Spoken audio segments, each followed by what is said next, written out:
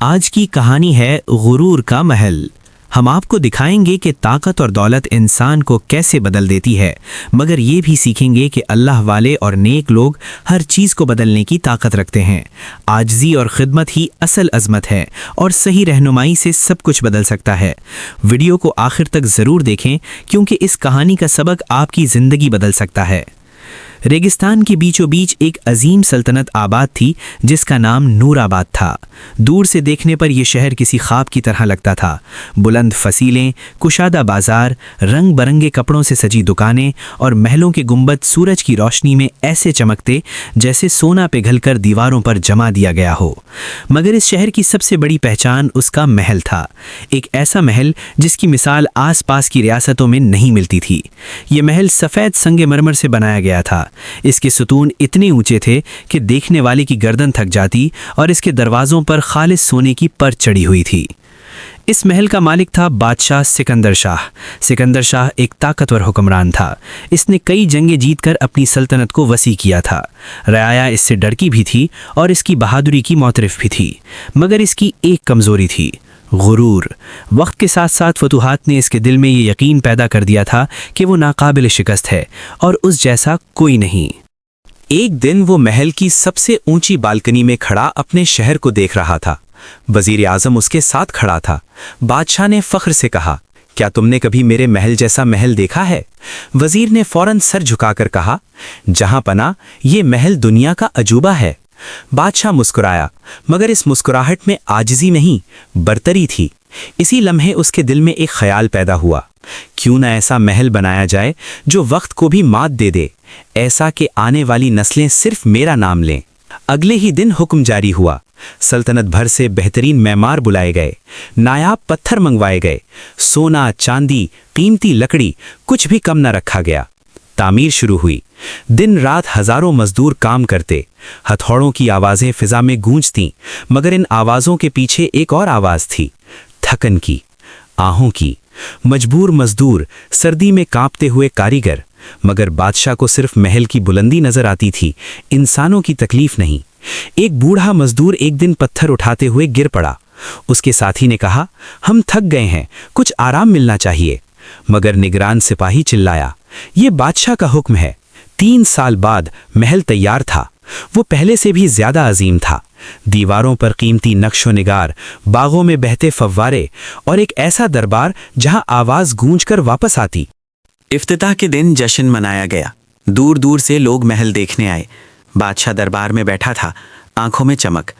अब कौन है जो मेरा मुकाबला करे? उसने बुलंद आवाज में कहा।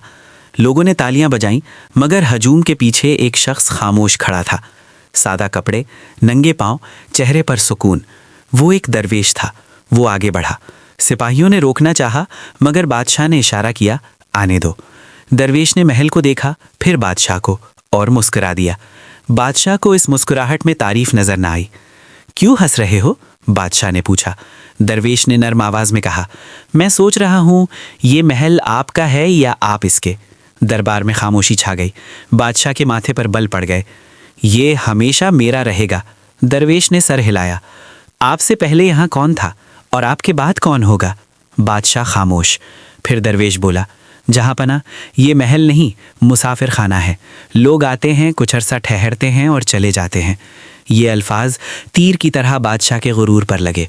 गुस्से से इसका चेहरा सुर्ख हो गया। इसे बाहर निकालो। सिपाहियों ने दरवेश को ले जाना चाहा, मगर वो जाते जाते बोला, याद रखना, सबसे ऊंची दीवार भी वक्त को नहीं रोक सकती। रात आई। बादशाह महल के कमरे में अकेला था, मगर पहली बार उसे नींद नहीं आ रही थी। दरवेश के अल्फाज बार बार जहन में गूंज रहे थे, मुसाफिर खाना, वक्त, बाद में कौन होगा? उसने खुद से कहा, मैं बादशाह हूं, मुझे किसी फकीर की बात क्यों परेशान कर रही है? मगर दिल दलील नहीं मान रहा था। चंद दिन बाद बादशाह शिकार पर निकला। जंगल में अचानक तूफान आ गया। घोड़े डरकर भाग गए, सिपाही बिखर गए और बादशाह अकेला रह गया। सर्दी, भूख और अंधेरा। उसने पहली बार महसूस किया कि ताकत और दौलत इंसान को सब कुछ नहीं दे सकती। आखिरकार वो एक छोटी झोंपड़ी तक पहुंचा। ایک لکڑہارا باہر کھڑا تھا، ہاتھ میں ایک پرانی لاٹھی اور دل میں سکون۔ اس نے بادشاہ کو پہچانا نہیں، بس کہا، آؤ مسافر، اندر آ جاؤ۔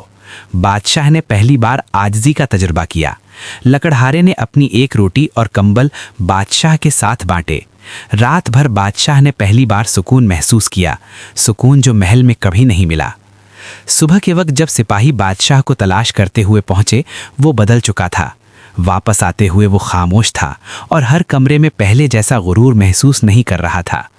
بادشاہ نے محل کے دروازے کھول دیے اور اعلان کیا کہ یہ محل اب صرف اس کا نہیں بلکہ رعایا اور عوام کا بھی ہے۔ وزیر حیران رہ گئے۔ بادشاہ نے آہستہ کہا، کل رات مجھے احساس ہوا انسان محل سے بڑا ہوتا ہے اور غرور انسان کو چھوٹا کر دیتا ہے۔ اس کے بعد بادشاہ نے محل میں ہر ماہ عوام کے لیے میلوں، تعلیم اور روزگار کے پروگرام شروع کیے۔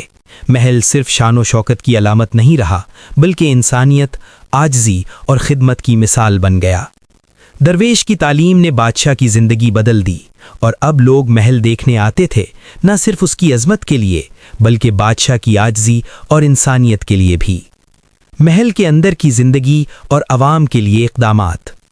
بادشاہ نے محل کے اندر ایک بڑا کمرہ عوام کے لیے مختص کیا۔ وہ خود ہر ہفتے وہاں جاتا اور عوام کی شکایات سنتا۔ لوگ آتے، اپنی مشکلات بیان کرتے اور بادشاہ انہیں حل کرنے کی کوشش کرتا۔ پہلے بادشاہ کبھی کسی کی بات نہیں سنتا تھا، مگر اب وہ دن رات عوام کی خدمت میں مصروف رہتا۔ وزیران نے حیرت سے کہا، جہاں پناہ یہ سب کچھ پہلے کیوں نہیں کیا؟ بادشاہ نے مسکرا کر جواب دیا، میں نے آج سمجھا کہ طاقت کا اصل مقصد خدمت ہے، غرور نہیں۔ بادشاہ نے محل کے باغات میں قیمتی پودے لگوائے اور عوام کے لیے پانی کی فوارے بنائے تاکہ وہ گرمی میں بھی سکون محسوس کریں۔ محل کے دروازے کھلے اور ہر مہینے عام لوگ داخل ہو کر تعلیم حاصل کرتے، کھیل کھیلتے اور ثقافتی پروگراموں میں حصہ لیتے۔ درویش کا فلسفہ۔ درویش اکثر بادشاہ سے ملا کرتا۔ وہ بادشاہ کو انسانیت، عاجزی اور وقت کی حقیقتیں سمجھاتا۔ اس کے الفاظ بادشاہ کے دل میں اتنے گہرے اثر ڈال گئے کہ بادشاہ ہر فیصلے سے پہلے عوام کی بھلائی سوچتا۔ درویش نے کہا، طاقت ہمیشہ عارضی ہے مگر نیکی اور عاجزی ہمیشہ یاد رکھی جاتی ہے۔ جو انسان دوسروں کے لیے کچھ کرتا ہے وہ خود سب سے بڑی دولت حاصل کرتا ہے۔ بادشاہ نے یہ فلسفہ اپنے عمل میں لانا شروع کیا۔ محل کے ملازمین جو پہلے خوف سے کام کرتے تھے اب خوشی خوشی کام کرنے لگے۔ مزدوروں کی حالت بہتر ہوئی، ان کے لیے بہتر کھانے اور رہائش کی سہولت فراہم کی گئی۔ محل کی عظمت اب صرف سونے اور پتھر سے نہیں بلکہ انسانیت اور محبت سے نکھرنے لگی۔ اس کے بعد بادشاہ نے محل میں ہر ماہ عوام کے لیے میلوں، تعلیم اور روزگار کے پروگرام شروع کیے۔ محل صرف شان و شوکت کی علامت نہیں رہا بلکہ انسانیت، عاجزی اور خدمت کی مثال بن گیا۔ درویش کی تعلیم نے بادشاہ کی زندگی بدل دی اور اب لوگ محل دیکھنے آتے تھے، نہ صرف اس کی عظمت کے لیے بلکہ بادشاہ کی عاجزی اور انسانیت کے لیے بھی۔ یوں سکندر شاہ کا محل صرف ایک عمارت نہیں رہا بلکہ انسانیت، عاجزی اور خدمت کی علامت بن گیا۔ وہ بادشاہ جسے پہلے غرور نے اندھا کر رکھا تھا، آج اپنی رعایا کے لیے روشنی کی مانند کھڑا تھا۔ محل کی ہر دیوار، ہر ستون، ہر باغ اس بات کی یاد دہانی تھا کہ طاقت صرف اپنی شان کے لیے نہیں بلکہ دوسروں کے لیے استعمال کرنے میں عظمت ہے۔ یہ کہانی ہمیں سکھاتی ہے کہ غرور کو عاجزی میں بدل دینا سب سے بڑی فتح ہے۔ اگر آپ کو یہ کہانی پسند آئی ہو تو براہ کرم ویڈیو کو لائک کریں، اپنے دوستوں کے ساتھ شیئر کریں اور ہمارے چینل کو سبسکرائب کرنا نہ بھولیں تاکہ آپ کو مزید ایسی دل کو چھو لینے والی کہانیاں ملتی رہیں۔